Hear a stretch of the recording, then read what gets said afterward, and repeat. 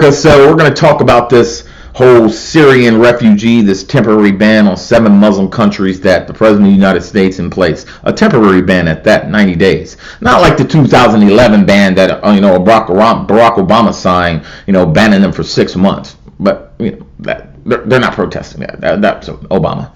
We're not going to protest him because he's the king. But my question to you is, when are you going to have the same fight, the same passion for Americans that are suffering in this country? When are you going to protest the fact that the VA is allowing vets to die by the thousands? There's no protest for that. No one's out there protesting, holding up signs. When are you going to have that same fight and passion to help get these homeless children off the streets and getting them into good homes? No liberal's going to fight about that, but you're damn sure going to fight about some damn wolf that's, endangered, or you're going to have the passion about people eating meat. But you have this passion about bringing all these people in this country when the only reason you're doing it is because it's the trendy thing to do. It makes you feel more virtuous. It makes you feel like you're on the moral high ground. It makes you feel smarter than the rest of us because the rest of us are beneath you because we're not thinking like you. No, we're thinking about our country and the countrymen. And that involves all Americans, even the ones that are living here that have green cards that are immigrants. If you're living here, we're thinking about you too. But to say we're just going to bring in millions of more people just at one time, boom, just everybody, come on in. Where are we going to put them? Who's paying for it? Where are their houses coming from? All these questions you have to ask, and everyone talks about how much debt we're in, and we're giving money to all these other countries, including the countries they're running from. We're giving them billions and trillions of dollars every year. But they want to send all their people to America. Why is it that we weren't screaming and yelling about this when Christians were getting slaughtered in Syria? No one was out there protesting about bringing Christian refugees in. All of a sudden you throw the name Muslim on it and everybody's like, oh, they're the victims. Muslims and Christians both are getting slaughtered in these countries, believe it or not. But why is it only the Muslims that are brought up? Because no one cares about Christianity. We need to start waking up, America. Ask yourself why all these Muslims that they keep talking about, these Muslim refugees, always find themselves coming to a Christian or Catholic majority country. Why don't they go to another Muslim country that supports what they believe in? It's a lot different when you have a Muslim that grows up in America. They assimilate. They understand the laws of this country. But when you start bringing some in, and I'm not saying every single one of them, but there are pockets of them that come here for one reason and one reason only. And that is to try to change the very fabric of America. Period. It's in their book. Their imams preach it. And if I'm lying, I'm freaking dying. I'm telling you, listen to these guys. They want to change the West. And the only way to do that is by infiltrating. Get over your freaking bleeding hearts and look at the big picture. Look at Europe right now. Look at Germany. Look at Paris. Look at all these European countries and their bleeding hearts of helping these people, and these people are going around slaughtering them in their own freaking country because they disrespected Muhammad. Well, we have freedom of speech in our country. We can say what the hell we want to say. Get over it.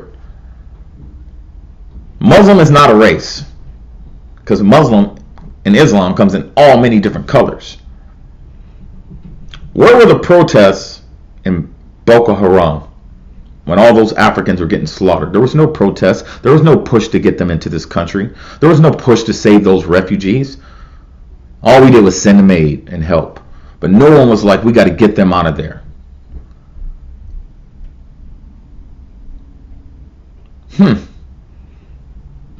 Why are grown men part of that group? Why aren't you over there fighting the threat? like us men in our country would do. If there was a threat, we're going to fight the threat. We're not going to flee to Europe.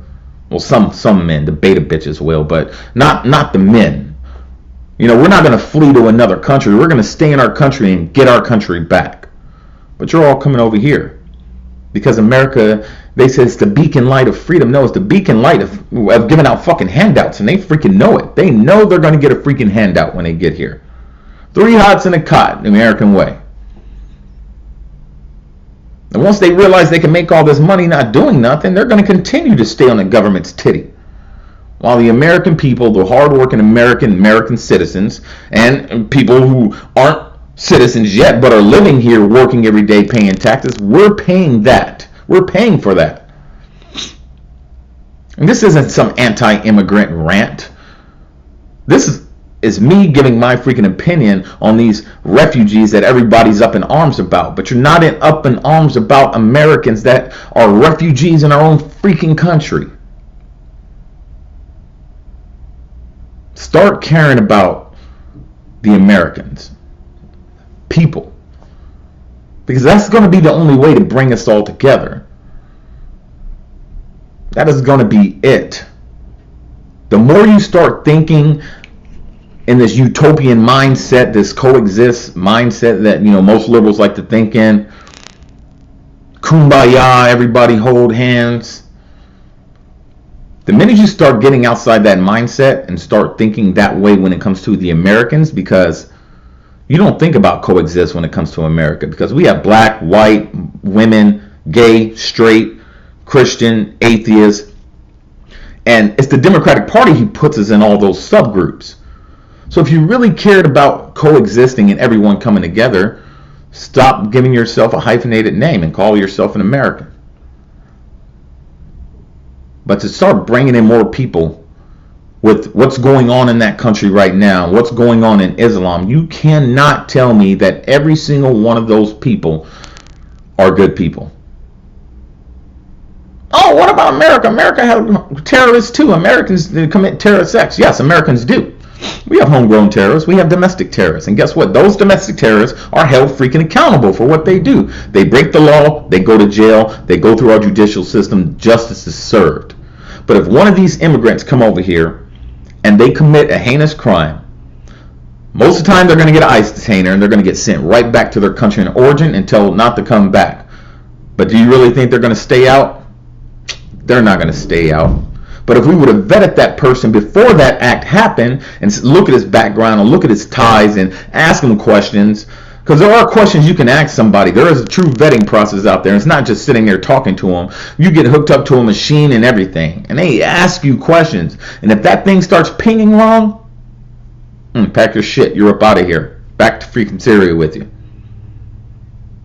So wake up, America. I mean, the Trump effect is in full effect because he has said everything he said he was going to do. And I hope he continues to do it. The buku butt hurt can go on all day, but you're not going to change the fact that he is doing his job as the president of these United States. And that's to keep the people safe in this country. Not in Syria, not in Iraq, not in Korea, nowhere else. To keep the people of this nation safe. And he can do it by any means necessary, because that's the power he has. And I'm just saying, America first, America always. Check it out. And I'm just saying, I love you.